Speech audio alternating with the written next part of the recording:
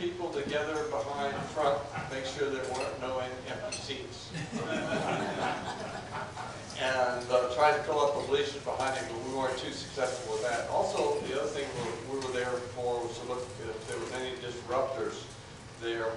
We were to immediately identify them and get the police, they had a lot of police there, to escort them out.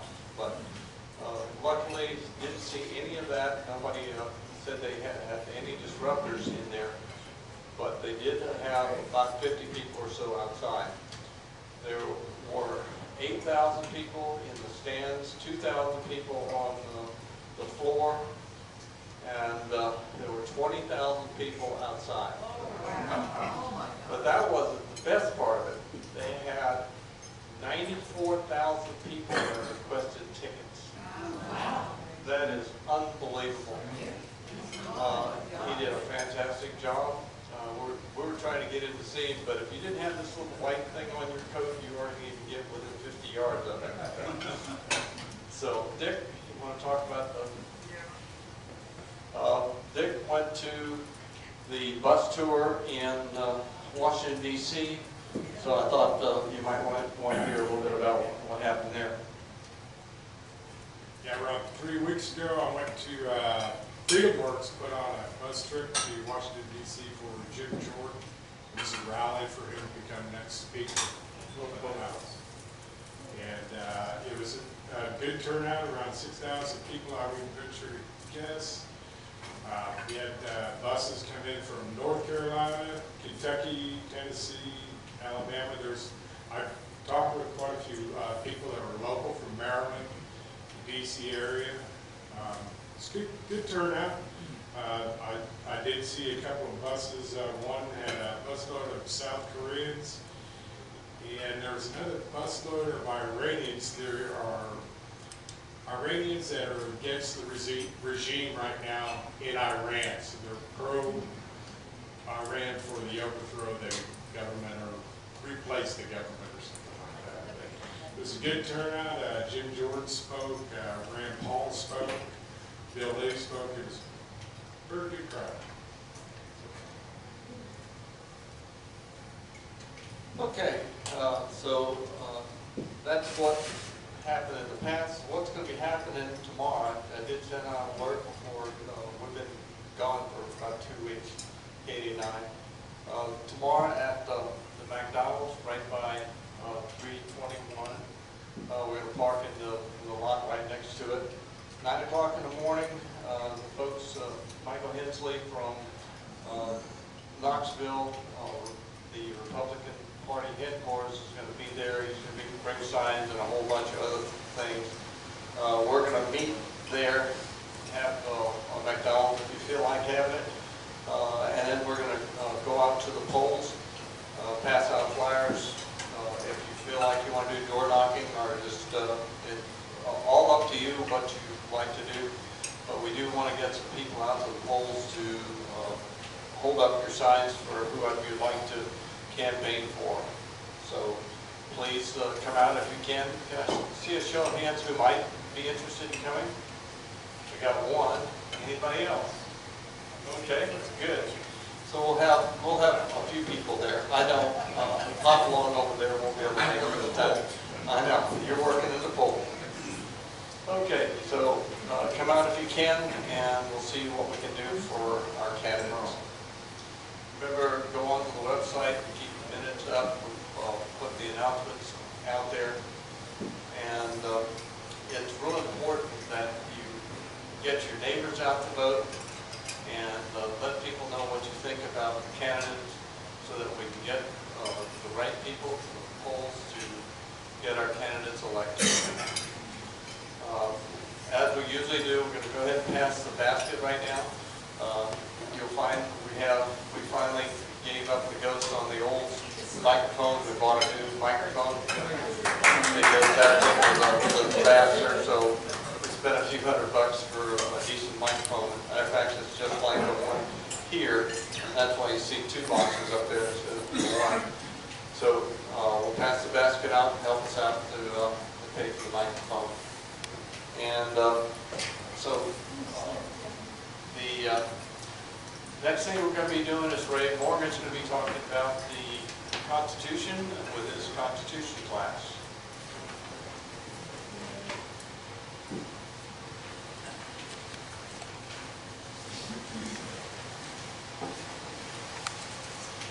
Hey, good evening. Today I want to talk about federalism. And you may ask, why are you talking about federalism? The term federalism isn't in the Constitution. What are you talking about? Well, the problem is when you hear the term federalism today, most people just really think about the federal government. And they really don't have a clue as to what the whole concept of federalism is. And so I want to cover that and make sure we all understand. So what is federalism? Well, it's a system of checks and balances and separations of power designed into our Constitution on the vertical level. Okay, everybody knows about checks and balances and separation of power at the national level between the three branches of government, the judicial, legislative, and the executive, right? But that's really all they think about when they think about separation of powers.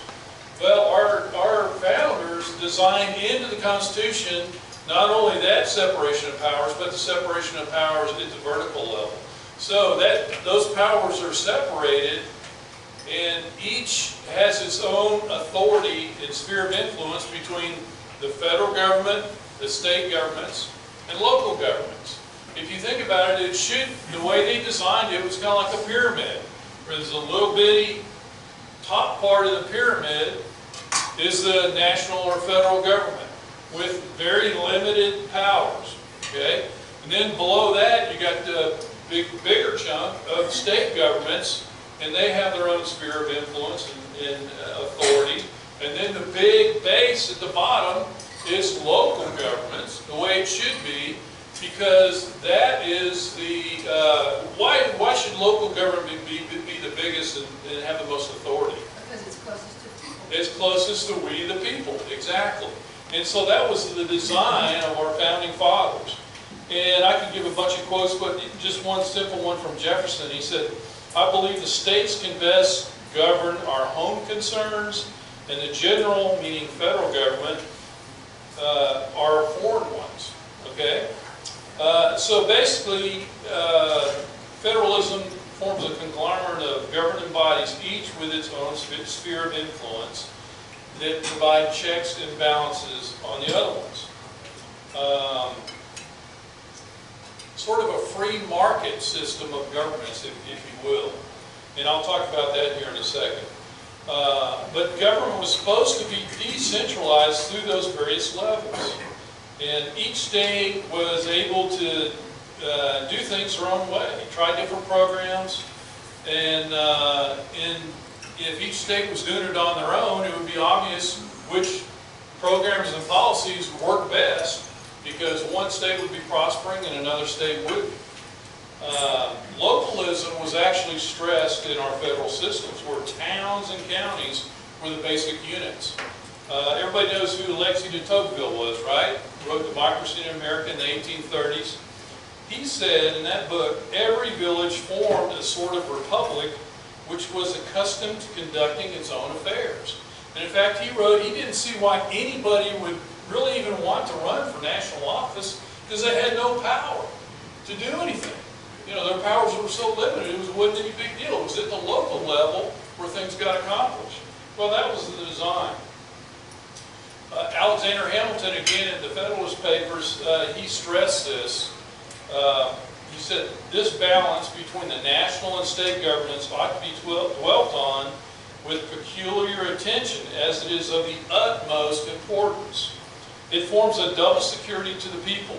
If one encroaches on their rights, they will find a powerful protection in the other.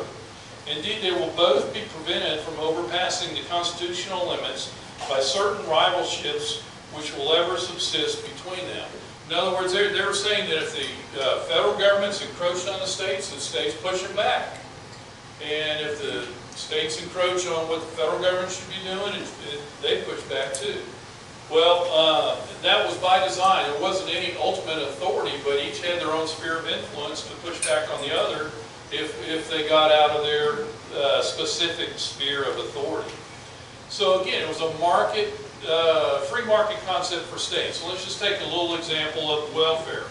Now, if welfare wasn't dictated from the federal government, that every state has to do it, they require states to do it, and every state can do it on their own. Let's say the state of California loves the idea of welfare, and they have this massive welfare program, giving money away.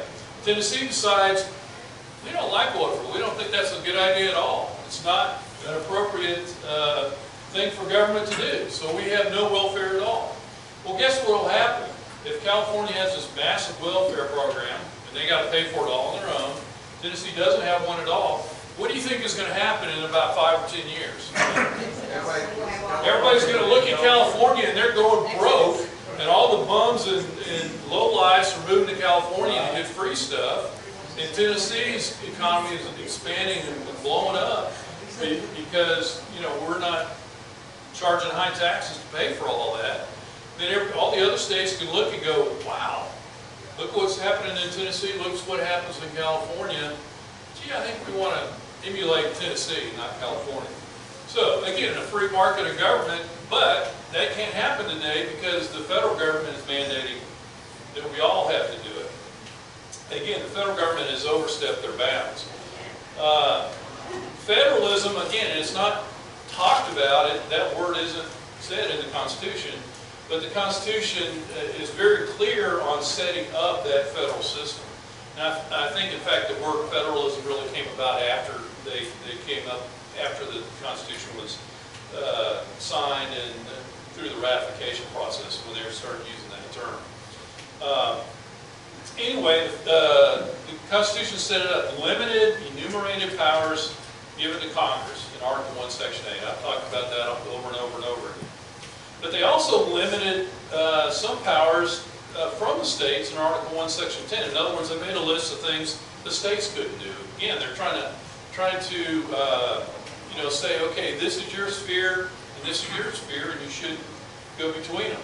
But they really emphasize that separation of powers in the 10th Amendment. And hopefully everybody knows that one by heart. It says the powers not delegated to the United States by the Constitution nor prohibited by it to the states are reserved to the states, respectively, or to the people. In other words, that the states, governments, or the people, meaning local governments. So this amendment specifically states this concept of enumerated powers, and that the national government doesn't have any authority other than what is listed in Article 1, Section 8 of the Constitution. Well, is that what's happening today? No. We've lost that entire concept of federalism with the separation of powers on a vertical level. Basically, states are pawns of the federal government today. The federal government takes our money, and they'll take $100 from the state, give back 50 with strings attached, and we're supposed to think it's a good idea. Right. Today, that pyramid is upside down, where the federal government is the big thing at the top, the states have a little bit of authority, and local governments, almost none anymore, because it's all driven from the federal government. Now, how did we get to where we are today?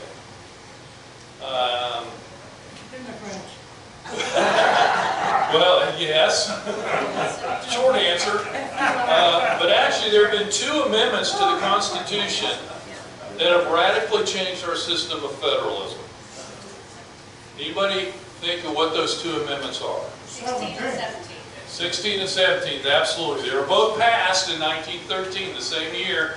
And guess who was president? Yeah, Woodrow Wilson, the Democrats, okay? Well, what was the 16th Amendment? I think most of you know that allowed income tax. Okay. Well, how would income tax affect, separation of powers?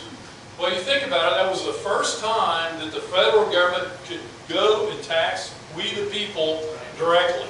Before that, the federal government revenues were mainly from tariffs and things like that. They did have a few direct taxes every once in a while, but during certain situations, but they always had to go through the states to collect it. They would tell the state it had to be proportional, and said, okay, your proportion is X number of dollars, you got to collect it. So it always went through the states. Now they're bypassing the states, going directly to the people.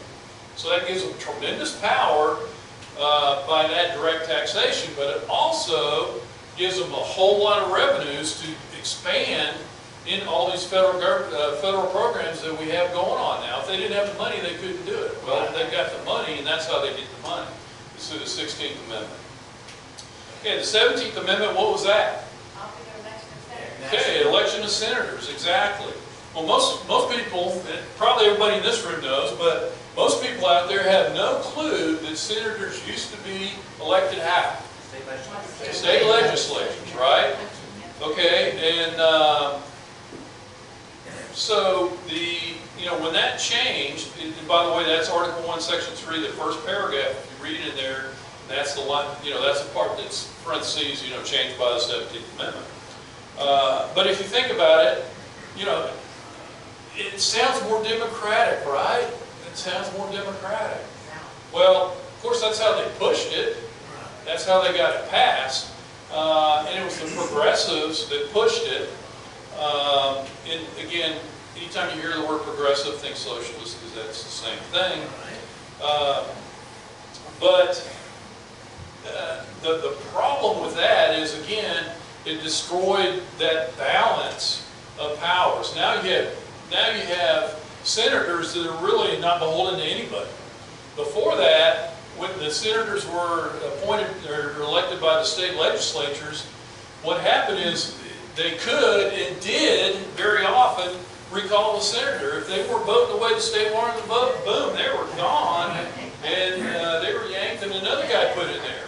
Okay, think of all the power that allows the states at the federal level. So that was a big check and balance on the encroachment of the federal government. Well, all that went away under the guise of democracy. And again, I'll say it again. Everybody's heard me say it. Are we a democracy? No, we're a republic. Okay, so you get that. So that net effect between those two, and basically just the ignoring of the Constitution, enumerated powers, we've gotten to where we are today. So what do we do about it? Basically, we need to be electing state representatives that understand this concept and will push back, even governors who say, to the federal government, no, you can't do that, and we're not doing it, and I don't care if you're giving back my money or not. Okay, another good thing, obviously, would be to try to repeal the 16th Amendment and or the 17th Amendment. In my opinion, they both should go. But anyway, again, my whole point is we got to educate the people, because most people, again, are just fat, dumb, and happy. They think the federal government is supposed to do everything it does. And they're happy that it does everything it does, because they give them money, that kind of thing. So anyway, that's federalism. Any questions, comments? Go ahead. Yeah, I got a question. Do you have any understanding about how come all the states went along with the 16th Amendment? Well, again, that was very much the progressive era, and socialism, communism was really taking over Europe, and we're always, 20, 30 years behind what Europe was doing. But it was, again, the socialist concept of, the rich don't pay their fair share. It's not, they've got all that money, why don't they pay? And of course, when they did the 16th Amendment, this little note in history, they touted it as, only that 1%, that top 1% is ever going to pay income tax. No one else will. And by the way, it's only going to be 1 or 2% at the most. And so it gets passed. Again, they pulled the wool over our eyes when they did that. We have time waiting for this. Yeah, one more. Oh, Okay. there's information on the web that the 16th Amendment was not ratified, it was fraudulent, anyway. Yeah. And then I like the pyramid image that you built, because Roane County now is talking about metro government, where the local government now gets all combined in one county-wide thing, so that's making our representation even chipped away more. Right. They don't understand. But I like that. I'm going to the next county commission meeting and having a pyramid. This sounds a little strange, but I was wondering whether or not the whole sanctuary city thing was introducing the idea of states doing their own thing and thumbing their nose at the federal government. Well, it is, except for they're wrong. The point is, you push back at the federal government when they're overstepping their bounds and doing something wrong. Sanctuary cities is the opposite. It's the states or the cities doing something wrong. That's a legitimate function of the federal government. You know, if you look at the Article 1, Section 8, one of the functions of the federal government is to establish rules of naturalization. So that's their job to do that. And when they do that, then the states have to follow. But what I'm talking about pushing back is when Congress passes a law that doesn't fall under Article 1, Section 8, it's clearly outside their bounds, that's when we should push back. So yeah, the Democrats will do that when it's wrong, but they'll, you know, if we Republicans or conservatives tried to do that when we're in the right, then they scream bloody murder. Well, I know, but I just wondered whether it might not be setting a precedent for the future. And maybe there'll be an easier time for Republicans than when it is right. Prohibition We already could hope. set that precedent. The repeal of prohibition already set that precedent. That's how they repealed it. The states not following the law and going against the law, just like they're doing right now. Right. Well, yeah, that's a kind of a long, complicated story, but yeah, in essence, sure. Okay, All well, right, thanks. thank you very much. Thank you.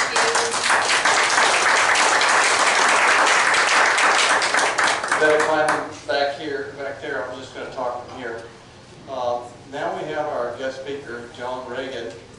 He is representative for Anderson County, up for re-election this next time. He and I were pilots in the Air Force together, and he has been a real good representative for us. He's put a lot of bills forward and gotten some things passed. He's worked tirelessly for Anderson County, and he's done a lot with energy. And so one of the things I asked him to talk about with a whole bunch of other things he's going to talk about is the energy corridor that he's been working on. So with that, I'm going to just turn it over to John. At the end, we'll have questions for him. Thanks, Wayne. Let me start off say how pleased I am to be here, and thank you for inviting me. A lot of kindred spirits here. In fact, I see a lot of the same color hair that I have. Probably have grandchildren too. My granddaughters were up visiting last weekend, and the oldest one of them, she calls me the Bob, which is a long story by itself. But I read her bedtime stories when she's up here, and we're getting ready for her nightly her nightly ritual with the bedtime story. She looks at me and she goes, "Bob, do all fairy tales begin with once upon a time?" I thought about that a minute, and I said, "No, sweetheart, some of them begin with if I'm elected."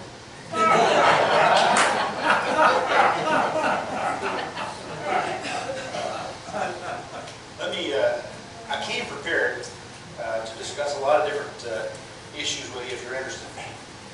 The one that was just mentioned, I do want to tag into before I start my remarks.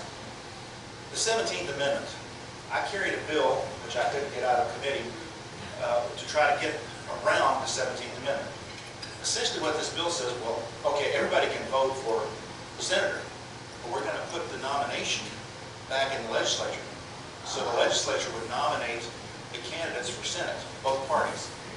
And then you wouldn't have to go over the 17th Amendment that way, but it would still give the legislature a measure of control. And I will tell you right now, I have carried resolutions to our congressional delegation, gotten through the House and the Senate unanimously, and expressing the will of the legislature as told us by the people, and it gets roundly and soundly ignored.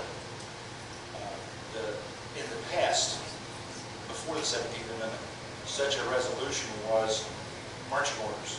The congressional delegation knew that if they didn't, they would suffer the consequences. Perhaps we can get back to that somewhat. That's a different issue.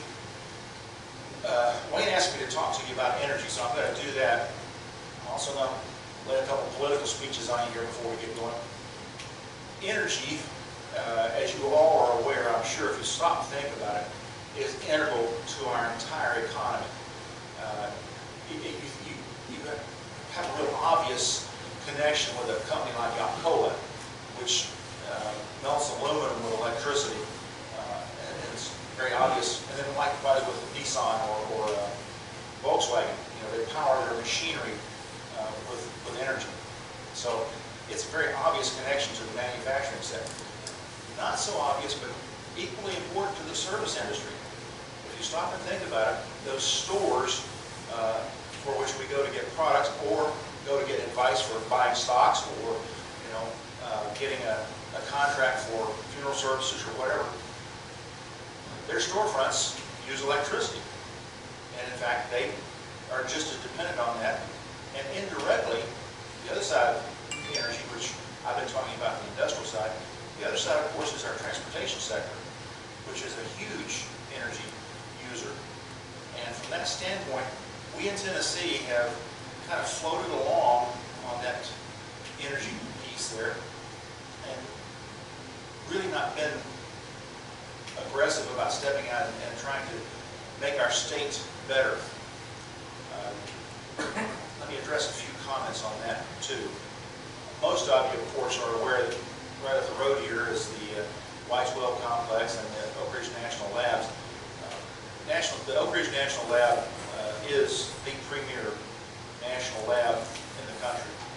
And of course, a lot of its research is energy directed, which is a good thing. Y-12, of course, is more national defense oriented, but there's a lot of research that goes on there that we don't talk about. So it's again, a lot of energy research. One of the things I want to mention is on the back side of the lab, this gets into some discussion points a little bit later, but there was something called the Clinch River Breeder Reactor Site. Some of you may remember that. Breeder reactors were eventually abandoned because of concerns about proliferation and other things. The site, though, was surveyed, seismologically tested, even excavated. There's a hole in the ground where they were going to put that reactor.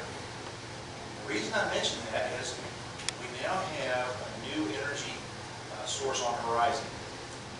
Now, again, I'm going to mention, I really don't, I'm not bringing this up to generate arguments, but whether you believe in climate change, and I use the word believe, an item of faith as opposed to an item of science, but whether you believe in that or not, there's a popular movement that is concerned with carbon, specifically carbon dioxide. Now, carbon dioxide is 0.0032% of our atmosphere. It's really hard, if you think about that on a scale basis, to believe that is a global warming gas. That's a different discussion. The reason I mention that is all fossil fuels, or so-called fossil fuels, whether it's oil, coal, or natural gas, produce carbon dioxide as one of their byproducts. Natural gas, which is the most clean-burning, quote-unquote, fossil fuel we have, produces water and carbon dioxide. That's its output. The carbon dioxide is what a lot of these environmentalists are concerned with. Now, I use that as the setup because, tying this back to that Clinch River Breeder Reactor site, that is now the proposed site for something called the Small Modular Reactor. You may have read about that. There's actually several different kinds of small modular reactors. The current nuclear reactors, like we have here at West Bar and Scatter Reactor, are gigawatt plants. I mean, they produce huge amounts of electricity, and they cost billions, that's with a B, to build. Now, over time, they're designed to last, they're licensed for 60 years. They're designed to last more than double that, actually. Several of them are renewing their license for another 60 years. But over time, that billion-dollar cost is amortized, and that is actually the cheapest source of electricity on our grid by quite a bit. That includes, by the way, solar and wind. Solar and wind have some unique problems, which, by the way, I've been going to a lot of conferences. If you want to get into details, I can give you some real details on it. The biggest problem that solar and wind have is the sun don't always shine and the wind don't always blow. And when they do, it's usually at the wrong time of day for when we need the peak power. So there's some requirement for something called base load. which is what we get from the nuclear plants, the coal-fired plants, and oil and gas-fired plants. The base load is what we have to rely on for when the winds are blowing and so forth. Now, why are the small modular reactors important to that? Because these gigawatt plants, like I said, are very expensive to build. We're down from 108 plants in this country down to, I think the current count is 98. And they're shutting down more, which is not good for us. The small modular reactor, though, offers us the opportunity to get nuclear power, which is completely carbon-free. I mean, if you think about that, the environmentalists ought to be jumping up and down, waving over it. The small modular reactor is a relative term. I'm going to give you a concept here just to think about. Some of you have been in the Navy and you know about nuclear submarines and carriers. What powers a nuclear submarine or a carrier is a small modular nuclear reactor. Now, it's different in application to power reactors I'm talking about, not in concept. But those things function on highly enriched uranium, and there's some other differences I won't get into. The small modular reactors I'm talking about work on low enriched uranium, which is what we use in all the power plants. 5% is the level. If it's below 5% enrichment, it's considered low enriched uranium. And that's what all of our nuclear power plants use. The small modular reactors, the light water, in contrast to heavy water, we won't get into that, deuterium and tritium, those magic words, but light water reactors are that's ordinary water does. And what they use water as the heat transfer mechanism. So you heat the water with nuclear energy, the water turns a steam turbine, just like it would if it was heated with coal or gas. The steam turbine generates electricity. The small reactors work the same way, just on a different scale. Except they've got some important design features. Everybody's heard of Fukushima, yeah? 3 Mile Island and so forth. The small modular reactors are designed such that they fail, if they were to fail, safe. That is to say, all the water in there keeping that nuclear fuel cool doesn't have to be pumped by external power. That's what happened to Fukushima. The external power was lost of something called station blackout. And again, I don't care if you remember that term or not, but essentially they had to have power to keep the pumps running to circulate the water through the reactor core. And when the tsunami hit, took out all their diesel generators and all their battery backups, etc., then they had the problem. The small modular reactor designs that we're talking about here, if nothing happened, if they had a disaster, no human took an action, if they lost power and had a disaster, it's designed such that the water that's in there would eventually boil away and evaporate, but by the time it did, it would be cool enough that it could be air-cooled. So you don't have to worry about meltdowns, and you don't have to worry about external power. Oh, by the way, it works like batteries. The gigawatt plants, gigas, what is it, 1 million times, whatever. These are megawatt plants, 250 megawatt per reactor. They're designed to work like batteries. You can build a plant and put several of these reactors together, and as your needs grow, you can add more to it. The footprint, for example, compared to Watts Bar has a 10-mile and a 30-mile radius that you have to worry about for nuclear accidents. The footprint on these small modular reactors is 40 acres. So essentially you can put a fence around it, and the safety zone that you have to worry about is inside the fence. So it has a lot of stuff going for it. And the other piece of the puzzle is vitally important, and this comes back to the energy thing. I don't know if many of you have been concerned about our electric grid, but let me tell you some things that may get you concerned. Parts of it are over 100 years old, right here in Tennessee. And you might think, well, it's just wires and poles that are moving, so what's the problem? Well, actually things do move. First off, you've got the external environment moving, winds and so forth. But 60 cycle power moves those wires. And so there is motion there. But a bigger problem is corrosion.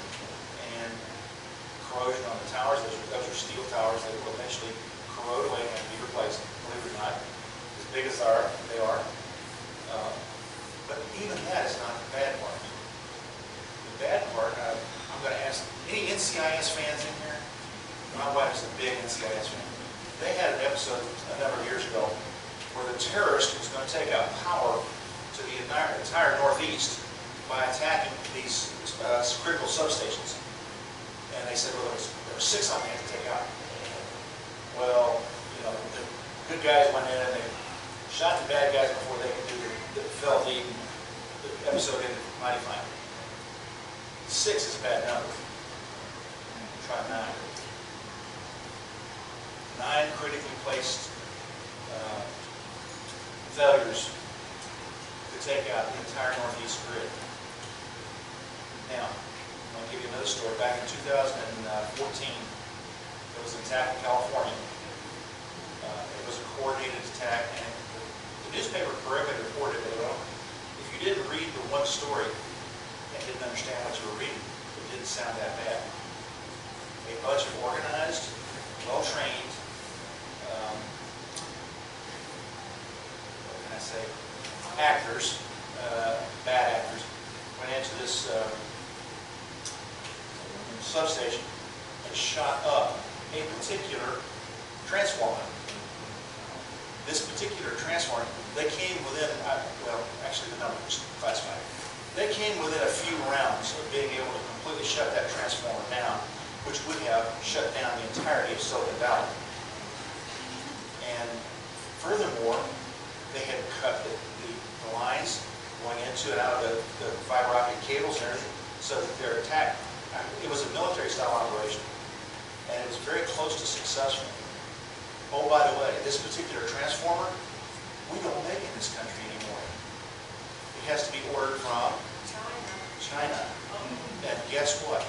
Minimum time to get one is 6 months, and that's assuming there's no holdups. Now, factor that into when I talk about grid reliability, and you can see that we have some problems, potentially. There's some other things that we can get into that are probably too classified to discuss in public. But let's just say our electrical grid, there's only 3 of them in this country, by the way. There's the East, the West, and Texas. And the electrical grid in this country is very vulnerable. Very. Both from aging, natural disaster kind of thing, as well as potential terrorist attack. Now, you probably wonder, he was talking about small modular reactors. How do you get off on a grid? Well, what I'm going to bring back to you here is, if you can put these small modular reactors in various locations around, then you have something called a microgrid. And they all tie together. But if you lose one portion of it, you don't lose the entire Northeast, or you don't lose the entire Southwest. You might lose a specified area, but in the microgrids where these small modular reactors are, you can keep things going. In other words, survivability of our economy and way of life. So they're important from that standpoint. They're also important from the standpoint of making money for Tennessee. My goal of pushing this is to get the fact that these factory built, not built on site like these big gigawatt plants. I want the factory right here in East Tennessee, because once we get this up and running, we can sell parts everywhere. And oh, by the way, there's plenty of places around the world, I'm going to draw you a parallel here, where these parts would be sold. Again, looking out there at the same color pair that I have, some of you may remember seeing, these National Geographic specials where they show these places, Timbuktu and whatever, and they're literally, mud roads or dusty roads, mud buildings kind of things, no electricity, no telephone, very primitive. You see a picture of that today, and everybody's running around with a cell phone. There was never a landline put in. The technology leapfrogged the requirement. These small modular reactors have the capability to electrify major portions of the world, leapfrogging the technology. Places in Africa couldn't build the grid that we have to get from a gigawatt power plant to all the places that would need to go. But small modular reactors can create those microgrids, and eventually they tie together. So the possibilities are really, really big economically. One more thought on that, and that is there's several kinds of small modular reactors. I mentioned the light water reactors, which are like the ones in our submarines and carriers. There's also something called molten salt reactors. which is kind of what the name says. In some cases, it's really salt, just like it's on the table, sodium chloride. But other things are salts, like uranium hexafluoride and thorium quadfluoride. I forgot the exact number, but anyway, point being, there's even a lead, molten lead type of reactor. When one of those reactors is going to fail, you don't have to worry about a meltdown. It freezes up. So there isn't a disaster. You've lost your reactor, which is expensive as hell, but you know there's no meltdown with nuclei being washed out to sea or anything like that. We're working on that technology. A conference I was at 2 weeks ago went into depth on that. It's very promising. And oh, by the way, President Trump, bless his heart, signed into law last month the Nuclear Revitalization Act, which is now cutting. See, again, inside baseball, it takes 25 years to get the licenses for a nuclear reactor to be built. And then it takes another 10 years to get it built. Well, with this new relaxation that President Trump has signed, we're now looking at the possibility, especially with small modular reactors, of getting them online, or at least well under construction, in 10 years. Going from 35 to 10. So the possibilities are out there. And I'm very, very encouraged on it. And I can give you all kinds of other energy things. For example, some of you may not know this, but right over the border here, Anderson County pumps more natural gas than any other county in the state of Tennessee. Probably didn't know that, I bet. Morgan County pumps more oil than any other county in the state of Tennessee. And so Tennessee, while we're a net importer of those things, does produce our own. And the potential is even higher. There's something called the Chattanooga Shale Plate, cleverly named obviously, which runs up under here. And it's the shale plate starts very deep and comes to the surface, and where it's at the surface of Middle Tennessee.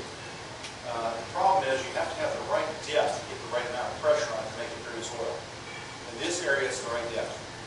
So we can get oil and gas out of that. But guess what? There's another shale plate even deeper down that runs under Tennessee called the Conestoga Plate. And quite frankly, there's just been enough exploration for us to know it's there. We really don't know how much oil or gas we could get out of it. Unfortunately for Tennessee, the Permian Basin and a number of other places in North Dakota and Texas and Oklahoma have figured out how to do horizontal drilling and tap their own shale plates, so they're producing a lot cheaper. And that Conestoga plate will remain unexplored for a while, I'm sure. But that ties back into another energy thing that we need to be aware of. And that is now, for the first time since the 1930s, the United States is the largest exporter of natural gas petroleum. So Saudi Arabia is still a player on the world stage, but not for our country. We have the ability, once again, to be self-sufficient. And that is a huge, huge international diplomacy check. One that I might add, our current president has been playing very well. Well, again, I could wax overly up on this energy stuff. Obviously, I've been working in it for almost 8 years now, since I first got in the legislature. I saw it as a need, and I jumped on it and been pushing it ever since. I want to continue to push it because I think our state can benefit tremendously from it. We, collectively, but especially here in East Tennessee, have the potential to really, really capitalize on the prosperity that is offered to us by that energy. The last thing I'll mention is tied to an Energy Policy Council, a bill I carried last spring, to create an advisory group both to the governor and to the legislature on energy issues. And the idea behind that was there might be 1 or 2 people in the legislature and maybe half a dozen in the executive branch that are truly knowledgeable on energy. This council is coming from all over the state, especially from the universities and the industry, to provide that expertise and advice for us to be able to capitalize on. Now again, how am I doing on time there? Okay. I don't want to wax up. I can bore you to tears with this energy stuff. I sit on the Southern States Energy Board, representing state of Tennessee. Now, the Southern States Energy Board may be something you've never heard of. It's a federal beast. It's an interstate compact. And essentially, it acts with the authority of the federal government, but it is not run by Congress. It is run by the member states. And the way a compact is formed, a bunch of states get together, they come to an agreement, they set up a charter, et cetera, they send it to Congress. Once Congress approves it, that interstate compact functions as though it were a federal entity without intervention from the legislative or the executive branch of the federal level. Now, why is that important? Well, at the Southeastern States Energy Board, we have set up things that have just in the last week you've seen in action. The hurricanes that hit. We created agreements whereby we collectively help each other.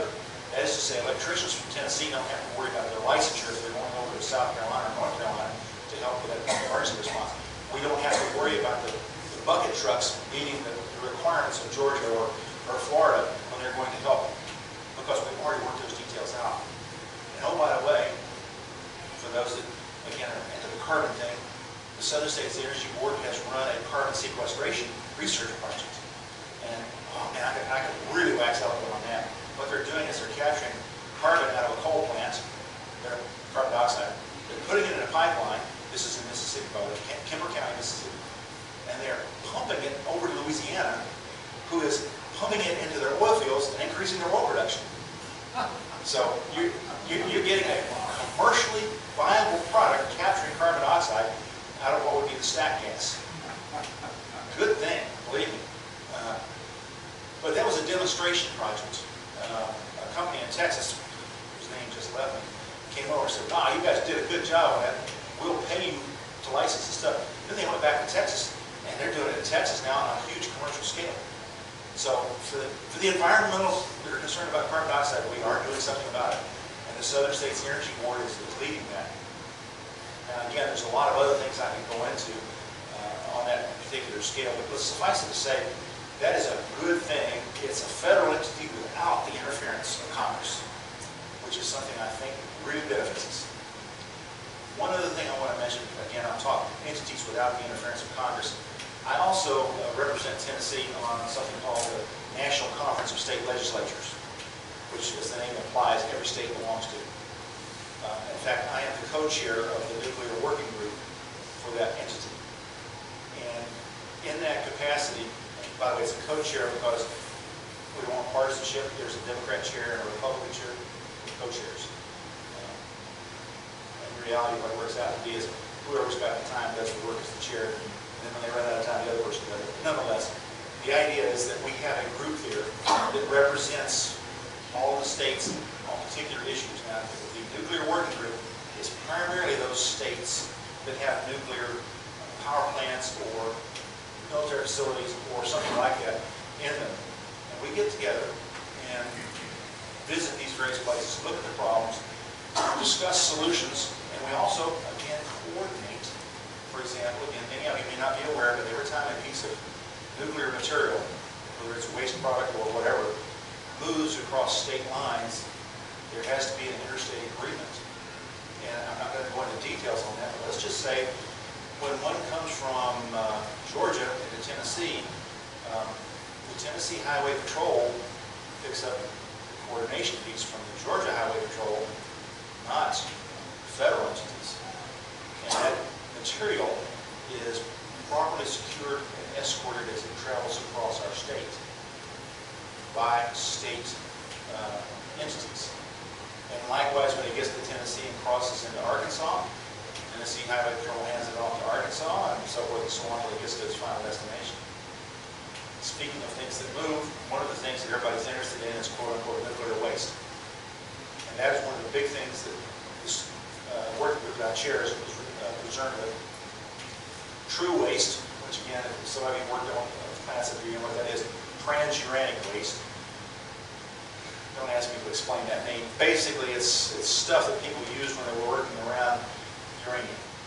You know, if you were in a glove box working with that, or you were wearing a protective suit or something like that, there's a chance that could have got some mild contamination on it, and it's called transuranic waste. And it's treated as though it's really bad stuff, whether it is or not. Maybe that's a good thing. But it's handled with all the protections.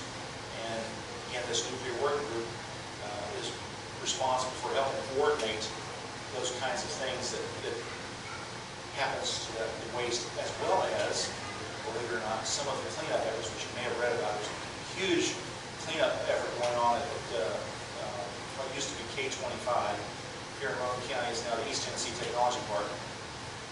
They've almost got that ready to turn over for civilian use. Portions of it already are. But in terms of our economy, you ought to be standing up and cheering over this, because that's what they call a brownfield industrial park once the cleanup is complete on it. It has barge access, it has rail access, it has interstate access. All the sewers are in. Oh, by the way, it has a huge power supply from TVA from the states back in the Manhattan area. Companies have got huge opportunities there. And Representative Calvi, who has Ragan County, and I worked together a great deal to get the state to pony up some money with the federal government to build an airport on it. So once that airport is complete, that's going to be a premier industrial park with really all kinds of jobs and prosperity for the whole region. And I would encourage you, if you haven't read about that, to do so. All right, I'm going to back off the energy stuff here. I did come prepared. And now it's time for a political commercial. I'm going to give you my little canned speech here after what you throw stuff. Please don't during speech. In chapter 29 of the book of Proverbs, it says, "Where there is no vision, the people perish." Consequently, since I'm asking to be reelected, it's only fair that you know what my vision is and where it comes from. First, my vision originates with the founding document of our nation. Like our founders, I hold certain truths to be self-evident. All men are created equal. They are endowed by their Creator with certain unalienable rights, that among these are life, liberty, and the pursuit of happiness. That to secure these rights, governments are instituted among men, deriving their just powers from the consent of the governed. Simply stated, that means to me, government exists to protect individual rights, and everybody has the same rights under the law. No one gets special treatment, either good or bad, whether it's a government or an ordinary citizen. Additionally, I believe our federal and state constitutions were not written as flexible documents, subject to judicial whim, but as enduring covenants. These enduring covenants firmly establish limited government, separation of powers, and a term you heard earlier tonight, federalism, and the protection of the rights of the individual. Beyond these concepts, my vision demands that these covenants must be preserved, uncompromised, for future generations. Furthermore, in my vision, the United States of America is unlike any other nation on earth. America is exceptional because of our historic role, first, as a refuge for those seeking economic freedom and fleeing religious persecution, then as a defender of global peace, and now as an exemplar of liberty throughout the world. Likewise, in my vision, Tennessee is America at its best, a great place to live, work, and raise a family. History indisputably enlightens my vision with the fact that political freedom and economic freedom are intertwined. They're indivisible. When political freedom and economic freedom are separated, both are in peril. When they're united, they're invincible. Likewise, history informs my vision that socialism destroys economic freedom, and with it, political freedom. Socialism is not, and never has been, a cure-all for every injustice, individual poor choice, or problem. Put another way, Tennessee's economy shines when individuals can freely reap the rewards of their own labor and financial risk for themselves and their families. Record low unemployment, maximum workforce participation are the rules when economic incentives are seen as the benefits of individual effort and ability. In my vision, America's greatness does not come from stoking social envy or pitting one group against another. Rather, accepting individual responsibility, learning from mistakes, and never giving up are the keys to success. Every time we sing, God Bless America, we are asking for help.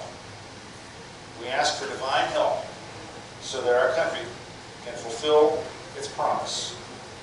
We earn that help by recommitting ourselves to the ideas and ideals that are the true greatness of America and Tennessee. First order.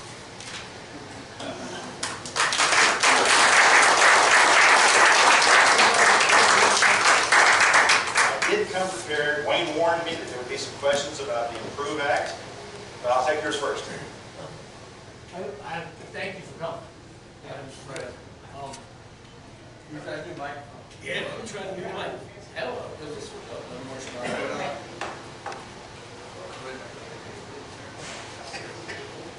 two on buttons. It's got too many moving parts for me, that's for sure. Thank you for coming. You're welcome. Fred Tippins. I have a question about how big a town can one of these small reactors power? I'm very interested in that idea. Have been for a long time. It's not new. The idea of taking a nuclear reactor size from a carrier, but making it safe, like you mentioned, and running an area. How big an area? How small a town can one of them run? Okay, I'm going to give you a very big, it depends. The sizing right now is for 30 to 50,000. 30 to 50,000. But now, having said that, if you want bigger towns, you just add mods like that. Sure. It depends on whether it's a majorly industrial town or whether it's just Right, residential. exactly. Right, okay, I got it, thank you. So it's 30 Well, to 50. 30 to 50,000 is kind of the minimum. It's going to justify the effort. Right. And the assumption is that justification, that power availability would grow. Yeah. And the town will grow as a result of that again. So, 150,000 is the target there, but they can add up to 6 modules without new construction. Okay. Yes, ma'am. Well, right here first, I'll get you. Oh, I'm sorry. What would their vulnerability be to EMP attack? Would it be the Talking about our grid yeah, or the power plants? the power The plant? power plants themselves are very safe. The EMP would not be a problem. Our grid, on the other hand, is a different story, and unfortunately, we would be getting real quickly into classified areas if I talked about that. Let's just say that it was not an accident. I was in Desert Storm. It was not an accident that in Desert Storm we were able to take out the entire Iraqi grid in less than a night. Okay, that was not accidental. So that should tell you how vulnerable grids are when they're not redundant and resilient. Yes? Couple things. What you're talking about is near and dear to my heart and my concerns. The nuclear subs and carriers that are getting ready to retire, could they be used in an emergency to power some cities that we have that would go down if our grid was attacked and we had an EMP? I mean, could they be deployed to a certain extent to help us? Yes, they can, and they already are. For example, a nuclear carrier pulled up somewhere in Indonesia, I think it was, and they literally ran power cables from the carrier to power the coastal city there. So the answer straightforward is yes, but now they have to be close to a port. And they, again, without getting into details that we shouldn't talk about in public, let's just say that capability is there for a reason, not just disaster response. I have a couple more questions. Okay. With regard to the price of one of them, our state happens to have a monstrous surplus. Wouldn't it be prudent to purchase a couple of those just for use in our own state? Because we have the money to secure our grid, why don't we? Especially if that technology comes from our state and it'd be great advertising for other states. Well, there's two problems with that. Let me step over here out of the energy discussion into the budget discussion. The surplus you're talking about is divided into two kinds of money. There's what we call recurring and non-recurring. Most of the surplus that our state is looking at is in the non-recurring side, meaning that, yes, it's there, but we can't count on it continuing to stay there. Now, not all of it. Some of it is recurring, which is based on business growth and some of that. That's not nearly enough to do what you're proposing. Typically with non-recurring funds, we in the legislature devote those things to things that are one-time kinds of things. For example, the last quote-unquote surplus is the wrong word for that. We'll use that for lack of a better one. We devoted a lot of the previous surplus to doing things that we have been failing to do for our buildings. Some of our state buildings were almost to the point of collapse because they hadn't been properly maintained. We didn't devote the money to them. So a big chunk of that surplus went to the University of Tennessee, to Memphis, to various universities that had deferred maintenance on these buildings for 15 to 20 years. And the good news is it was big enough that we're getting things done. Some of the universities have waited too long. I won't call any names, but there's a new building going up in the University of Tennessee where an old one used to be. The old one was beyond fixing. That's the bad news. The good news is the new one, of course, is taking advantage of a lot of energy efficiencies and materials and stuff, but different completely. That non-recurring surplus goes for things like that that we can't count on being able to do year after year. The recurring portion of that, believe it or not, usually goes for growth areas. And I hate to say it, one growth area is TennCare. It's getting a bigger and bigger chunk of our state budget every time. Education is also a growth area. Now, I'm pleased to support that one. We as citizens get payback on that. We see prosperity increase for money we put into education. We don't see prosperity increase for money we put into social programs like TennCare. But they do take recurring money. One last question from me. Is the state of Tennessee doing anything to harden the security around those substations that are extremely vulnerable? And I'll correct you on one thing. Those transformers that were shot in California take 1 year to replace. You're correct. I'm sorry, I said 6 months, didn't I? Yeah, it's I 1 year. misspoke. You're correct. Okay, thank you. I have a follow-up. You just made your own case that you can't buy these. So who's the customer for them if we're going to build them here? You talking about the transformers? Where we got No, the nuclear power plants. Who's the customer? Well, You the just said we customer for can't the buy current them. one up here at the old Clinch River site is TVA. The customers are always utilities. Okay. But those are state or municipal? Well, no, they're private. Duke Power Okay, is Duke is Power, private. Southern Power, Appalachian Power. Okay. TVA is the anomalous piece. It's a federally chartered corporation in contrast to companies like that. Okay, thanks. I just was curious who the customer. Right here, then I'll get. You talked earlier about employment or growth opportunities for East Tennessee on some of these opportunities. Can you be more specific? Is it because of the power available or the labor force, or what is the opportunities you're talking about? When you open a can of worms there, let me say this. I'm going to step back in time a few years. Everybody remembers when Volkswagen came to Tennessee, what's that, maybe 10 years ago or more? When Volkswagen was convinced to come to Tennessee, Tennessee had to agree with Volkswagen that we, the state of Tennessee, would put up $1,500 for every employee that they wanted to hire that could not pass their test. That was an indictment of our education system, is what that was. We have since been able to correct that. Our education system has risen from 49th in the nation to 35th. Not happy with it there, but I'll take the bragging rights from 49th to 35th. And we are on an upward trajectory. But that, to your point, is a limiting factor in our growth. Right now, the availability of capable, qualified workforce limits what we can get into our state, especially in terms of high-tech industries. So we're working hard to remedy that. And again, Governor Haslam and I had our differences, but I'm going to give him credit where it's due. His Drive to 55 program, that has worked wonders. 400,000 new jobs in the last 8 years in the state.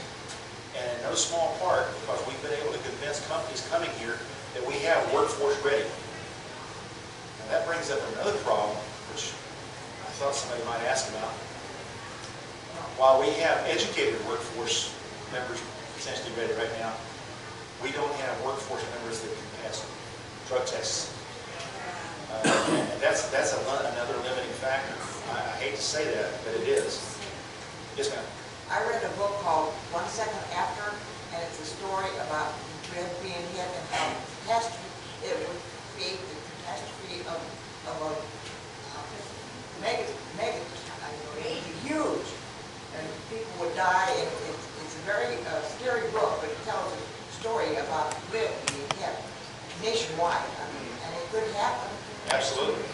It's an ongoing issue. Now, again, there's things I can't talk about.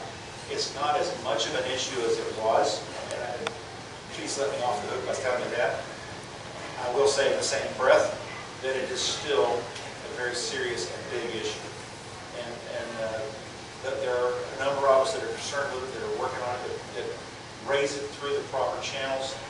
Obviously, I'm not going to go to the newspaper and publish articles on that for two reasons. One is I don't want anybody to necessarily know all the details of what the problems are. And two is it would probably create some panic responses in some places. We don't need that. Yes, sir. Representative Ragan, getting back to the small modular reactors for a moment, are there any advantages environmentally on how you dispose of spent fuel or nuclear waste at a smaller size? Well, for the light water reactors, no. They're exactly the same. The only difference would be there's far less waste. So from that standpoint, there is. The molten salt reactors, there is an advantage. And again, without talking about too much of the boring details, we can get into engineering speak real easily. But the molten salt reactors mix the nuclear fuel with other materials. For example, the uranium hexafluoride is actually mixed in with some of the salt. The salt itself heats somewhere between 600 and 800 degrees centigrade. You can easily imagine, I mentioned the lead. Lead is molten at that temperature. And so they pump lead through this reactor. The heat is transferred through another coil, actually, again, to water, which turns the steam turbine just like all of them do. But the advantage is that material has a very low concentration of the nuclides, which makes it very poor for proliferation problem for weapons. It still creates a problem at the end, but now you got me into something here I didn't bring up. Let me bring it up. The so-called vitrification process. You ever heard of that? Somebody. A fancy Latin word for glass. In fact, what we're talking about is a man-made obsidian. Obsidian is a volcanic glass. The French took technology that was invented by Thoreau here and have been using it for decades. They have a 96% purification rate. They take their used nuclear plant fuel, separate the usable uranium from the other stuff, the strontium-90 and all the bad things that you don't want to think about. They have better than between 94 and 96% recovery of the uranium. That 4 to 6% that's left, they vitrify, meaning that they mix it in very small quantities with molten glass, that obsidian, man-made obsidian. It cools, and of course, you're aware, I'm sure, glass is impervious to almost everything in the environment. Unless you're pouring fluoric acid on it, nothing bothers glass. And so by embedding this stuff in glass, you don't have to worry about groundwater leaching it out. You don't have to worry about, even if you drop it and break it, nothing's going to happen. So the vitrification process is finally back in the country that invented it. We put those vitrification plants under construction now in two places, Savannah River in South Carolina and out in Idaho National Lab area where they've got all the really bad stuff. Again, this is a long story, I don't want to get into it. Let's just say they've got some stuff out there in Idaho you don't want to be around. It is bad news. But by vitrifying or encasing it in this glass, it can now be stored almost indefinitely without worrying about environmental impacts. Now, it's still bad stuff radioactively. You're still going to have to separate it from people, things you don't want to kill. But it's such a low level of radioactivity per chunk of glass that it really is a good thing. And my only complaint is the French have been doing this for a decade. They literally took the technology that was invented here and used it, and we sat on our thumbs. Being polite here, folks. Another question over here? Yeah. The modular nuclear reactors obviously sound like a win-win for everybody, and my question is that, you know, the concept's been around, why hasn't it been done? Obviously, there's political opposition to it. Can you tell us who specifically is opposing it and why it hasn't been pushed forward? Well, there's a number of factors. It's kind of like the old saw, the perfect storm. Until recently, the manufacturers of these gigawatt plants wanted to build more gigawatt plants, and so they didn't want the competitors for the small modular world. Okay, that's part of it. Another part is, like I said, answering the question earlier, is the used spent fuel, even though it's in smaller quantities, is still an issue that has to be dealt with. And there's a significant portion of our population that doesn't understand what we're talking about, that's opposed to that. And then there's another portion of the population that does understand it, and they sit around wringing their hands, going, oh dear, what do we do? Yucca Mountain's not been open. And of course, Harry Reid's no longer in Congress, so I can't figure out why it hasn't been open. That's a different story. There's another place called WIP, I don't know if you've ever heard of that, the Waste Isolation Pilot Project Plant, which is in New Mexico.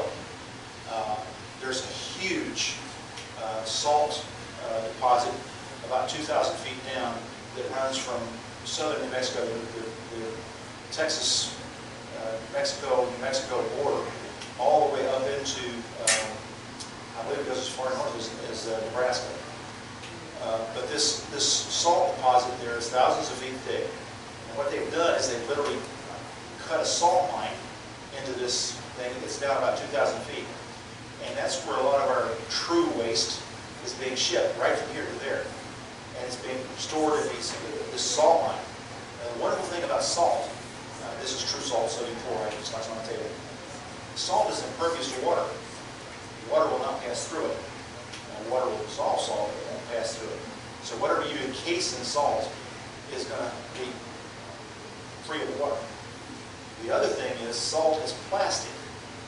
That means it deforms over time. So you put this stuff in a salt mine, and over time the salt does what they call creep. It actually shrinks and encases whatever's there. So it's completely encased in salt. It's not sitting there. It's actually immobilized and encased in the salt. So now you have not only no water, no air, nothing gets to it. So it's kind of the perfect solution. And the good news is, unlike Yucca Mountain, the people out there in Carlsbad, New Mexico are going, bring more. We love it because it's jobs and prosperity for them. And so there's a number of us, this nuclear working group that I sit on, have been exploring ways that we can get Congress to open that salt mine for something other than just true waste. We want to be able to put the high-level waste out there as well, because there's no reason we can't. The physics, the environmental, everything works out. But there's a huge inertia in the nuclear world, and it goes all the way back to Eisenhower era. Not being critical of it, in some respects it's a good thing, because nothing happens in the nuclear world until at least 15 people have looked at it and checked it off. And they're not 15 bureaucrats. Of course, there's 15 bureaucrats after this, but that's a different issue. It gets very thoroughly scrubbed. So in that sense, the stuff that we worry about in the nuclear world are very rare kinds of occurrences. People say, well, 3 Mile Island melted down. Folks, I got news for you. 3 Mile Island is still producing electricity. It was a mistake that happened. It shouldn't have happened. There should have been better things in place to stop it, but it's not that bad. And we have safety. We learned from that. Safety protocols were put in place. And I personally inspected several nuclear power plants now since I've been on this nuclear working group. And I'm here to tell you it's really a good thing. And one more question, then we'll have to go on. Can I, as a human being, if I had a lot of acreage, could I get a modular thing on my property? Like a small modular reactor on my property if I had a lot of acreage? You don't need a lot, 40 acres. That's enough. Could I put in and get a permit to have that put on? If you've got enough time and money to do it, yes, you could. Time and money. How much would that cost me? Getting through the Nuclear Regulatory Commission, so the licensure and permits is going to run you probably a couple million minimum. And then after you got your permits, now you've got to get your design approved, there's another couple million. And after you got that done, then you've got to get the engineering work done, that's more than a couple. By the time you're getting there, you're talking about some significant change. Wayne, are we tying our hands on this? Yeah, I think so. I have one question I'd like to ask, and that is, I know we're bringing industry into the state of Tennessee. One industry I think we really ought to go after is the gun manufacturing business. Well, you know we got Beretta. I know we got Beretta, but they have an awful lot, and if we can make this the gun capsule manufacturing status for the world, I think we would do a lot for the state of Tennessee. We've been shopping up in Connecticut. I think we may see some of that. That issue is certainly one of the things that we want to attract. It has a lot going for it and not much going against it. Nobody asked me about the thing you told me to be ready for. Yeah, I also told him, well, you might as well tell about it, why he voted for the gas tax. Yeah, why did you vote for the gas tax? The Improve Act. I'm so glad you asked that question. That's a bunch of BS. The issue, quite frankly, it wasn't just a gas tax. It had a lot of stuff associated with it. In fact, it was about a 3 to 5 ratio. That is to say, for every 3 nickels we raised the gas tax, we cut 5 nickels out of other taxes. Grover Norquist, now you can shake your head. You know who Grover Norquist is, right? He certified that as an overall tax cut bill. Well, let me give you some numbers. I'll give you some. What I do know is that it was a tax that should not have taken place. There was an overage, a recurring overage, and in my opinion, an overage is more than what is needed. Therefore, it was theft. Well, I'm sorry you feel that way. However, let me give you some numbers, okay? Now, I'm completely apart from what Mr. Norquist said. First off, the basis of this tax, it's a 6 cents increase over a 3-year period. FY18 was 4 cents. FY19 goes up to 5. FY20 up to 6. So that's the total. Now here, concurrent in the same act that we passed, we also, we did a lot of other things, but I just want to talk about one aspect, groceries. Okay, we cut the grocery tax. And before I get to that, let me talk about numbers here. I'm using numbers from the U.S. Department of Agriculture for a monthly cost of food for a home of a family of 4. And I'm using the numbers from the U.S. Department of Transportation. Now this comes from Tennessee. The U.S. Department of Transportation for a family of 4 for automobiles. Now, the change in income outflow for a family of 4, 2 vehicles is the average, and get the number here, 23,700 miles per year. That's the national average a family of 4 with 2 automobiles drives. Okay, and that's according to U.S. Department of Transportation. at 21.4 miles per gallon, which is an average, and maybe that's one of the problems we were facing when we had to raise that tax. That equates to about 1,107 gallons per year of gas. That equates to, again, the increase in that tax for FY18 for an average family of 4 driving those miles, $3.69 a month. That was the net increase. For 19, it goes to $4.61. For 20, $5.54. And that's just straight math. You can look at that yourself if you want to. The U.S. Department of Agriculture ran the cost of food for a family of 4. They did a high and a low. Again, those of us in the legislature insisted on this.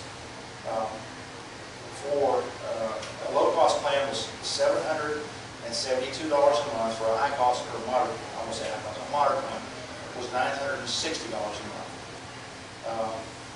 The cut in the grocery tax that went with that gas tax equates to $7.72 a month off of that family's grocery bill.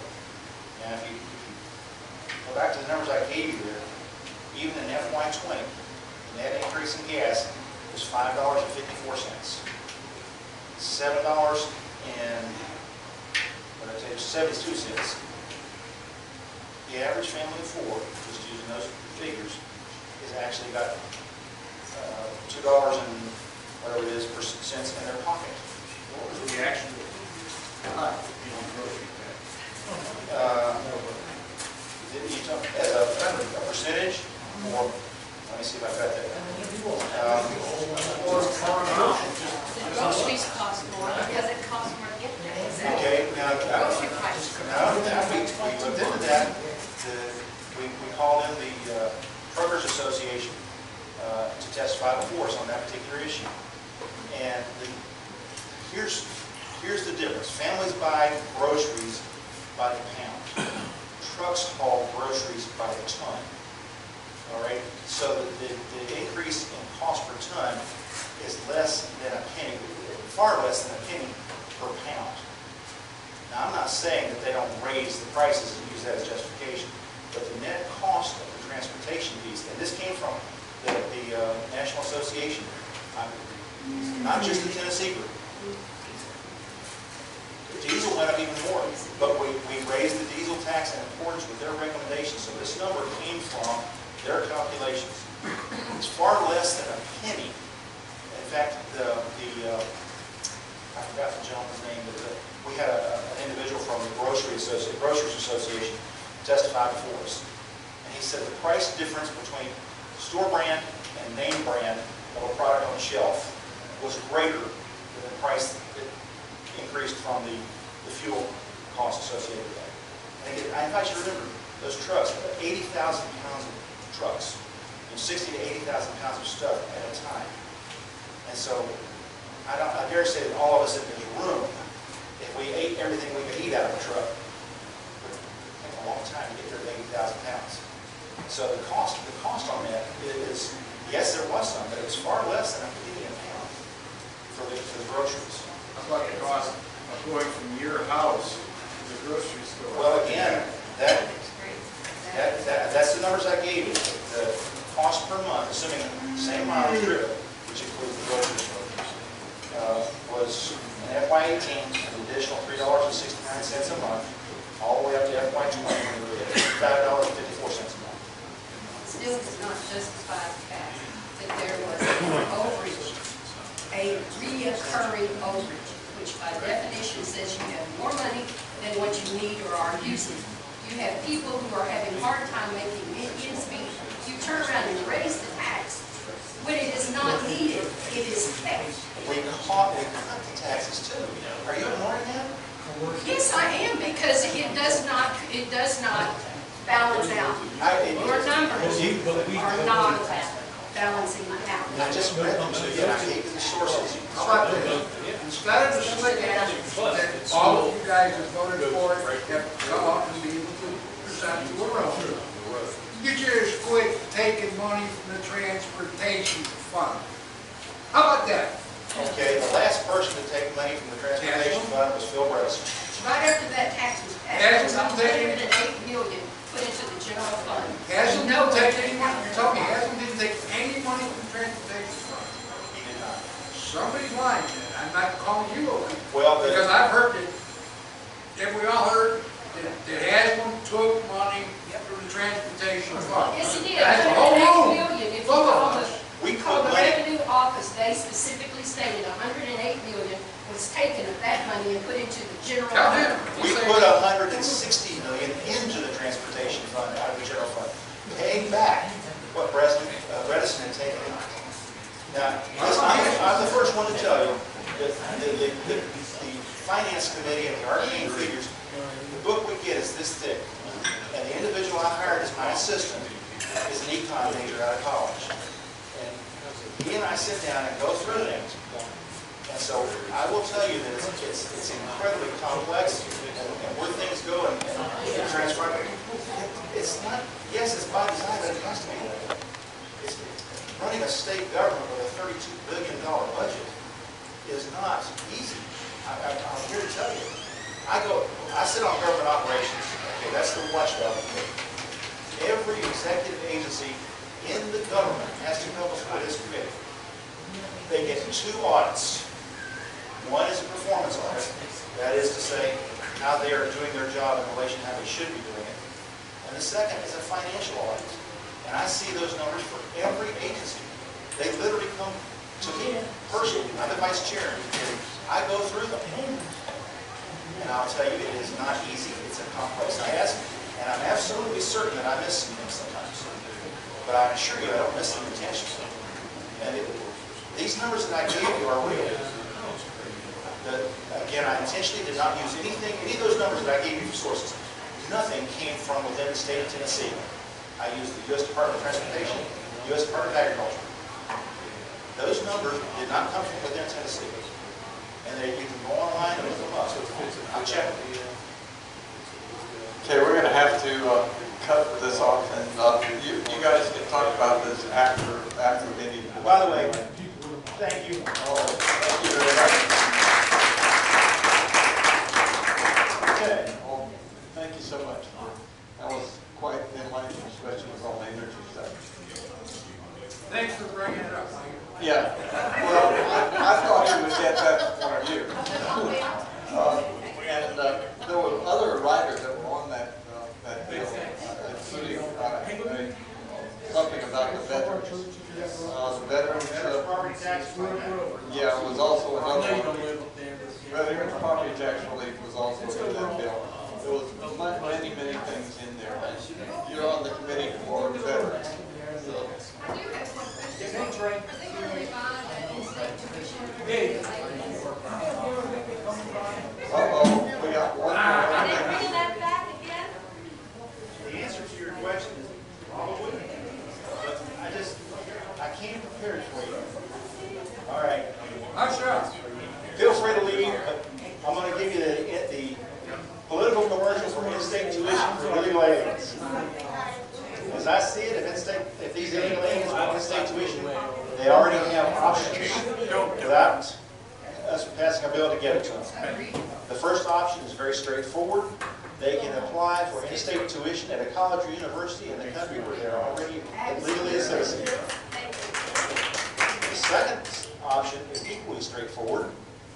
They can return to where they're validly citizens and get in line to come back into this country legally, and then they can qualify for in-state tuition if they live here long enough. And I have a whole speech here, but I just give you 2 sentences out of it. Why are they bringing it back? The citizenry does not want it. I agree with you, but there are some, and I won't call any names, but there's a certain representative from down in Chattanooga who no, actually doesn't. That's the sad part. But this individual has a neighbor. Here's the sob story. This is the way they sell it. His neighbor, family he had known for a long time. Their daughter graduated from high school, or was graduating. She was applying to colleges to go and everything. And there's something called a FAFSA, if you're familiar with that, financial aid documentation. And so they pass it out to all the seniors that are applying. She brings it home and starts filling it out. And she says to her mother, hey, this, has to have this information on citizenship. that, and the other. And her mother says, well, I'm sorry, dear, you can't go. And this young lady said, why not? Then her mother tells her she's not a citizen, and she can't qualify for this. Well, being a neighbor of that representative, you know, and approaching acquaintances is a hard, tough thing. So he decides he's going to carry a bill. And believe it or not, it came within one vote of passing out. What part of illegal do they not understand? Well, you're reaching the requirement. Unlike in When you're talking to a mother who almost lost his daughter because she was exposed to a disease that we eradicated because of illegal aliens, and she almost died, she made a bill on our service. you have, by the way, let me give you my card.